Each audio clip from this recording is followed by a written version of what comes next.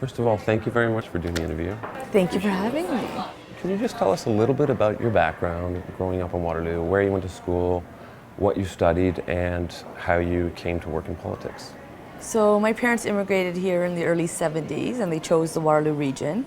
And then I was born and raised here, so born at St. Mary's Hospital, lived my whole life in Waterloo as well as going to school here. And then went to Bridgeport for kindergarten. My father had me move to Sandown because it was an immersion school at the time. So it was good for what the future was going to bring. Went to McGregor, then WCI, then University of Waterloo for science. And at that time we were really encouraging women to consider fields in science, which we continue to do today. And so nursing was the dream. But when I graduated university, Andrew Talagdi was the Member of Parliament, and I had been working with him and volunteering with him, so I joined his office. And I got to work with constituents and really help them overcome the red tape of the bureaucracy, or kind of allowing them to kind of get through the system in a more meaningful way so that they could come out with the outcome they were desiring. And I got to work with people in a different capacity. So it broadened my horizons and really tweaked my interest in the political scene. What are some of the things that you took away as some of the valuable lessons from working with Andrew Talagdi? Andrew really believed in the Charter of Rights and Freedoms. I also support the Canadian Charter of Rights and Freedoms. It's the resource, it's the document I refer to every time a decision is being made, because with rights and freedoms also come responsibilities. And being engaged in the political process or shaping communities is part of that responsibility. So with Andrew Talagdi, I got to understand the importance of representing the voice of your constituents to Ottawa, and that's really how you can represent the country in a more meaningful way.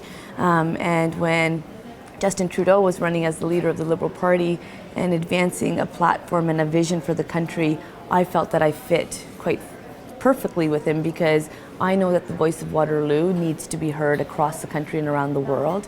Waterloo is part of the solution. As you know, we have changed quite a bit since when I was born here. And Waterloo has many strengths. We've never been single industry. We have 3 amazing post-secondary institutions. This year is 2017, so Canada celebrates its 150th anniversary. The Charter of Rights and Freedoms celebrates its 35th anniversary. University of Waterloo is celebrating its 60th anniversary, and Conestoga College its 50th. What do you think were the conditions that allowed the tech scene to emerge and grow in Waterloo region? Over the last 20 years, we've seen this community transform. Growing up, we were leaders in manufacturing, we were leaders in insurance, we were leaders in academia. And with the tech scene really shaping and a few people in the community taking a leadership role, it's allowed us to take on other opportunities, to recognize that there's so much more happening here. And I believe what we did here well was to see what resources do we have, how do we bring them together, and then how do we strengthen the parts or the gaps. Something that's interesting about Waterloo is that we're not a large urban centre. So I grew up in the small town of Waterloo turned city, and for people to get to know what we have to offer here, to recognize that we're not a huge urban centre, we're actually a small town mentality, people that work together, and when you work together and you collaborate, success will happen. In the current environment in Canada, where you have a lot of people who are working several part-time jobs, working for themselves or contract work, are there going to be any initiatives that are going to assist these people to be successful? For example, certain benefits, certain pension options are not available to these people even though they're working. So is the Canadian government going to be doing anything to help this shift in the workforce? We know that there's been a transformation in the economy and the way jobs are offered. So the benefit plans or the pensions, even the private pensions, we know that's changing, and that's why our government made a conscious effort to strengthen the Canada Pension Plan. We knew that we needed to modernize the pension so that when people are retiring, that they actually have the resources, the financial means that they need to live a quality of life. The government committed to making historic investments in infrastructure by working with provinces, territories, and municipalities. It's not about our priorities, it's about local priorities and how does the federal government support them. And we know that there's a transformation taking place in the economy. This has been taking place over the last decade at least. This government is committed to not only responding to the challenges that the economy is facing, but to be prepared for the challenges that will come forward. So in this community, we know about the digital economy, we know about the knowledge economy. And I always say the best natural renewable resource we have is our people. It's the brain, and that's why we need to invest in our people. That's something we've done very well in the Waterloo region. When young students come to you, university students and graduates, or are just about to graduate, what are some of their concerns and outlooks on the workforce? So our young people are our strength, and the Prime Minister, who's also the Minister of Youth, will say they are the leaders of today and tomorrow. Our youth are thinking in ways that we have not seen in the past. These millennials, they are a force. They are on top of the issues. They are not single issue. So they are really creating opportunities for themselves as well as those around them. The movement I see within the younger population right now is that they have that innovative entrepreneurial spirit. They want to respond to the challenges, and I'm talking about social challenges as well, that our country and the world are facing. They want to be part of the solution, and that's why we're actually talking about social profits. In the past, it's always been the not-for-profit sector. We are saying no, it's the social profit sector, because when you are responding to a social challenge in a meaningful way that's going to not only be able to be part of the solution, but also to be able to create jobs and the economic opportunities we need, we believe that is one of the ways forward. So we will be investing in our youth. Many youth graduate with quite a student debt, and we need to ensure that they have the means to be able to set themselves up for success. And that's why we committed to saying that you will not have to repay your student loans until you're at least earning $25,000 a year, so that you can actually set yourself up for success. The federal government has a role to play, and I believe that role is working with Canadians, working with provinces, territories, and municipalities, so that we can put people in positions to succeed. And that's what we're trying to do, is actually engaging with Canadians and consulting with Canadians. The last election in October 2015, many people said young people don't vote. They are not part of the conversation. The Prime Minister, our team, was able to show totally the opposite.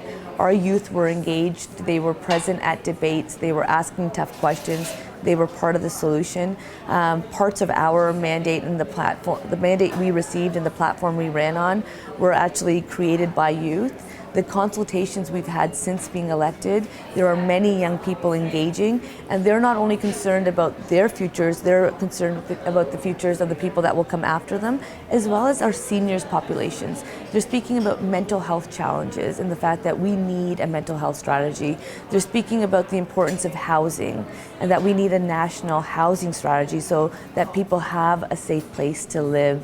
When people have a safe place to live, we know that they're more productive and that they're able to work and they're able to contribute in a more meaningful way, and that's exactly what Canadians want to do. Having a majority government in Canada, do you see an importance in working with the opposition? What we learned in the campaign and what we saw Canadians saying for almost a decade was that they wanted to be part of the solution. So having a majority government, yes, it's one way is just to pass legislation and to advance it, but we want to represent all Canadians. And that's a commitment the Prime Minister made to Canadians. It's a commitment that I made to the constituents of the riding of Waterloo, that they would be able to engage, that I would be listening to them, working with them, and actually having constructive conversations so that we can ensure that the legislation we are passing works for Canadians. And that's why it's really important that we encourage members of Parliament to represent the voices of their constituents. Sometimes we get into these partisan politics and we really just advance our party lines. That's not what it should always be about. Democracy is the power of the people. We need to ensure that Canadians' voices are heard. We need to really dig for perspectives that we might not know. When I became Minister of Small Business and Tourism, one of the first things I did when we were having roundtables across the nation was to ensure that at least 50% of the people that were coming to these meetings had never been invited by government before, to ensure that we are really keeping up with the solutions, keeping up with perspectives and ideas that Canadians have. What do you say to people, or what is your reaction when people suggest that you're too young for the position or inexperienced for your position in cabinet?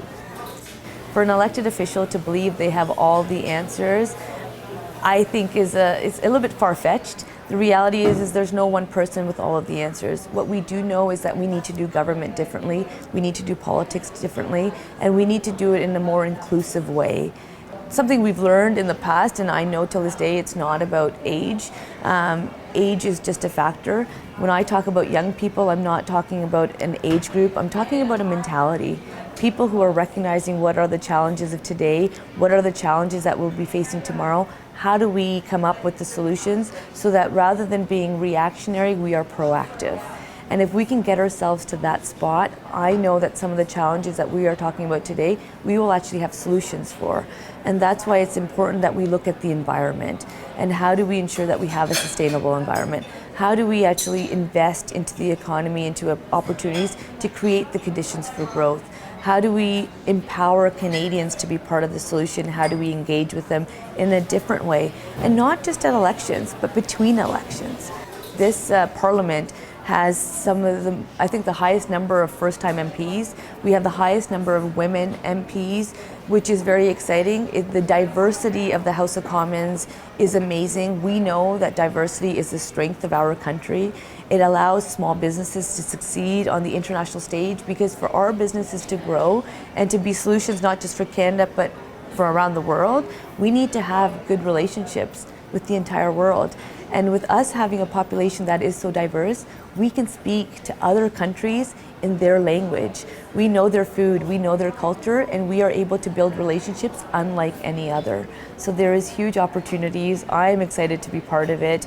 It's an honor and a privilege to have been chosen to be part of the cabinet.